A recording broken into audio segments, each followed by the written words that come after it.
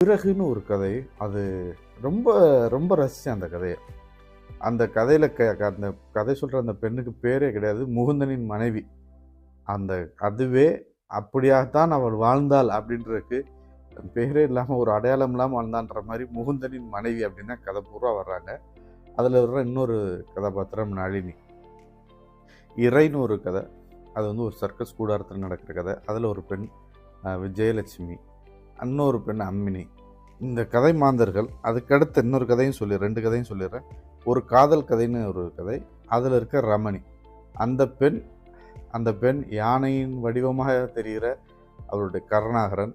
யார் உண்மையிலே கருணாகரன் அப்படின்னு பின்னோக்கி போக, அதுக்கடுத்த கதை சர்மிஷ்டா. அந்த பெண் பேரும் சர்மிஷ்டா தான்.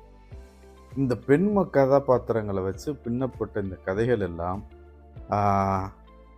பெண்களின் குரலா, பெண்களின் மனசை வெளிப்படுத்துகிற, அவங்களுடைய பார்வையில் வெளிப்படுத்துகிற கதைகளாக அமைச்சிருக்காங்க இந்த